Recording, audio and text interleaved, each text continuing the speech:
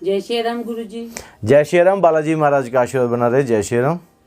गुरुजी, जैसे बहुत सारे भक्त हैं, उनको विश्वास नहीं होता कि हाँ हम मेहंदीपुर जाकर ठीक हो जाएंगे, तो उनके मन में एक डर सा रहता है कि वहाँ ये होता है कि लोग हमें वहाँ पे ठगते हैं, लूटते हैं।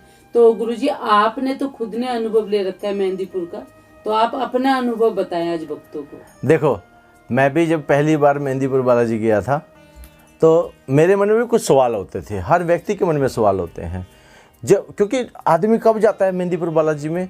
देखिए, कुछ लोग दर्शन करने जाते हैं, कुछ लोग दुख में जाते हैं। हम लोग तो दुख में गए थे, और जब दुख में गए थे ना वहाँ पे, तो जैसे ही पहले और बड़ा एक्साइटमेंट से थे भी क्या होता है मेहंदीपुर बालाजी। जैसे ही मैंने देखा मेहंदीपुर बालाजी के अंदर जाकर के बड़ी भीड़, बहुत भीड़, और वहाँ पे चावल उड़द ये सारी भोग लगे हुए थे।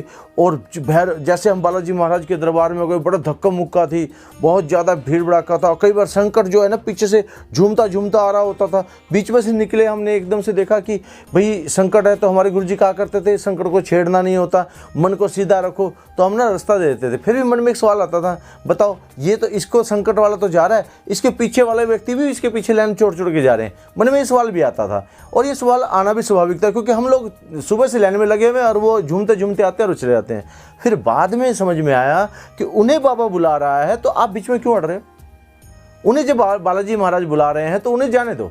और हमने जब भी ये बात देखी, हमने जाना आगे से हटना शुरू कर दिया, और जैसे जैसे शुरू किया और वहाँ से सीधे वो आगे गए, और हमारे ऊपर बाबा की कृपाएं होनी शुरू हो गई। बिल्कुल ईमानदारी से दर्शन करके आते थे।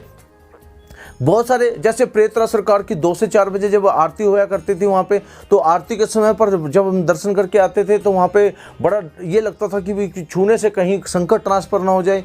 कई बार ये लगता था कि भाई यहाँ पे आना ही नहीं चाहिए, यहाँ से प्रसाद नहीं लेके जाना चाहिए, यहाँ से कंघी वगैरह नहीं लेके जानी चाहिए। बहुत सारे लोगों ने बहुत सारी बातें कही, लेकिन हमारे मन में बहुत सवाल आता था भाई यहाँ से प्रसाद क्यों नहीं लेके जाना चाहिए।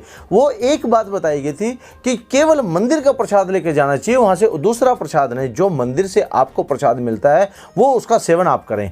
लेकिन क्यों नहीं बताया गया? क्योंकि यहाँ पर जितने भी प्रकार के भोग लगते हैं, सब वहाँ की प्रेत आत्माओं को मुक्ति के लिए वो भोग दिया जाता है। इसीलिए उन भोग को अधिकार क्षेत्र, उसी अधिकार क्षेत्र की आत्माओं के अंदर होता है। वहाँ के अधिकार क्षेत्र के लोग ही उस भोग को ग्रहण करते हैं, अन्यथा आप उन्हें बाहर इसलिए लेके जाते हैं। अच्छा, कुछ लोगों ने अफवाहें फैला रखी थी, कंघी नहीं लेके जाना, वो नहीं लेके जाना, लेकिन हमारे लिए मैं आपको अनुभव बता दूं, ऐसा कुछ नहीं हुआ। मैंने हमेशा, जितने भी मेरे दरबार के संगत है, अगर वो इसको देख रहे हैं तो वो जरूर कमेंट करिएगा कि भाई आप यहाँ पे, मैंने ये कहा कि कुछ नहीं होता, और आज तक उनका कुछ नहीं हुआ।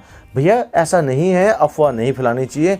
मेहंदीपुर धाम इतना पवित्र धाम है। हाँ, वहाँ पर कुछ लोग अभी क्या कि लूटते हैं, ठगते हैं। देखिए, शुरू शुरू में तो हमारे साथ भी हुआ था। मैं जब, क्योंकि हमें पता नहीं होता कि कौन सा बाबा है, कौन सा क्या है, किस प्रकार से है। वहाँ जैसे ही वहाँ पे बहुत सारे लोग होते हैं, कोई तिलक लगाता है, कोई जल देता है, कोई प्रसाद देता है, कोई किसी तरीके से करता है। आपके पास खुले पैसे नहीं होते, आपको उसी टाइम वहाँ पे पैसे देते रहते हो। तो हमारे साथ भी, जैसे हम 3 पहाड़ी पे गए, रास्ते में तिलक लगाओ, ये करो बाबा, ये करो, इस प्रकार से हमारे साथ भी हुआ था। और जब ये हुआ तो फिर मैंने एक बात बोली कि इतने सारे बाबा, इतने सारे मंदिर हैं। तो देखिए, भावनाएं होती हैं। लेकिन धीरे धीरे समझ में आया कि वहाँ पे शक्तियाँ तो 3 ही हैं विराजमान, बालाजी महाराज, भैरव बाबा, प्रेतरा सरकार, और इनके हैं दीवान सरकार। एक तो ये शक्तियां हैं, और दूसरी शक्ति तो जिनकी समाधि वाले बाबा है, वहाँ पे एक पेड़ था और वहाँ पे हवन होया करता था, और हवन, नरक कुंड, ऐसी ऐसी चीज़ें देखी हैं जो आज के समय में जो मेहंदीपुर जा रहे हैं ना, वो उन चीज़ों से बहुत दूर हो चुके हैं। उनके लिए तो अब ये चीज़ बिल्कुल है ही नहीं। वहाँ पर तो ये मानिए, अब क्या है, अब अर्जी केवल आप जाओ, लाइन में लगो, और लाइन में लगने के बाद आप दर्शन करो। और अब तो बहुत खुले कर दिए हैं, इतने खुला दर्शन हो गए हैं कि आप 10-15 मिनट के अंदर, जैसे आधा घंटा, 1 घंटे के अंदर आप दर्शन करके आ सकते थे।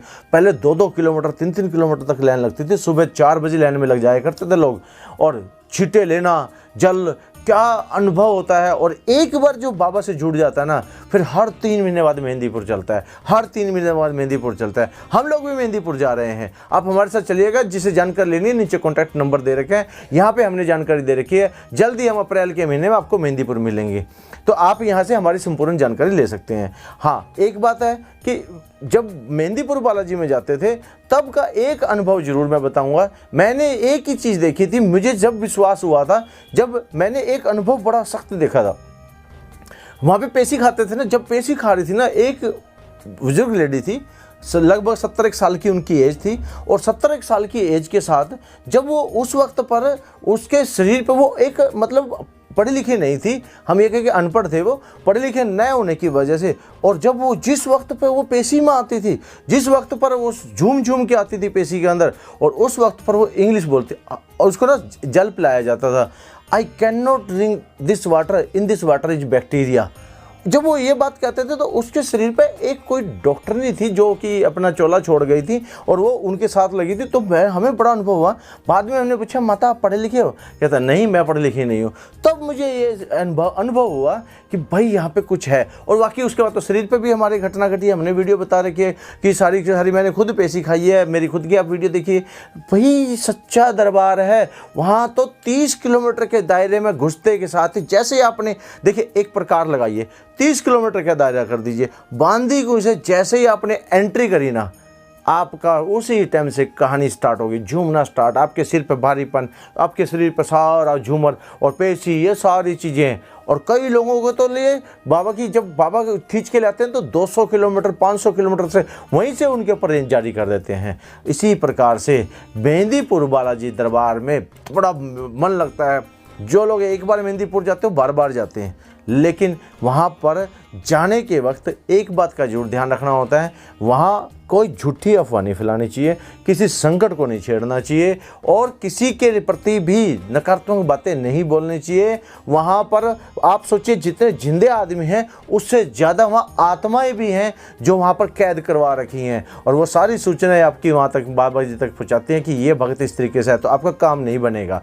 और इसीलिए आपको हनुमान चालीसा में कहा है मन को सच्चा करके जाओ, मन कर्म वचन ध्यान जलावे, संकट से हनुमान चढ़ावे। अगर आप मन में किसी प्रकार की भावनाएं गलत लेके जा रहे हो, मन में छल कपट लेके जा रहे हो, तो आपका कोई भी काम नहीं बनने वाला, गारंटी शुदा है। आप करके देखो, अगर आप सच्चे मन से जाते हो तो बाबा की कृपाएं आपके घर तक प्राप्त होती हैं। तुलसीदास जी के ऊपर बाबा की कृपा हुई, सह शरीर श्री राम जी के दर्शन करवाए, सह श्री लक्ष्मण जी के और सह श्री हनुमान जी के दर्शन हुए हैं। तो इसी प्रकार से कलयुग के देवता श्री हनुमान जी जागृत अवस्था में रहते हैं। आशा करते हैं आपको वीडियो पसंद आएगी। जय श्री राम, जय श्री राम, बोल बालाजी महाराज की जय। इस वीडियो को लाइक करिए, शेयर करिए, सब्सक्राइब करिए।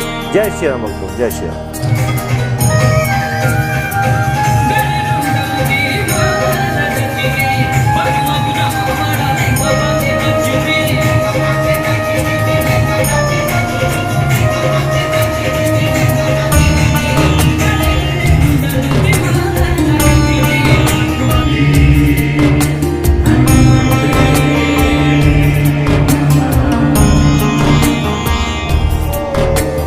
Oh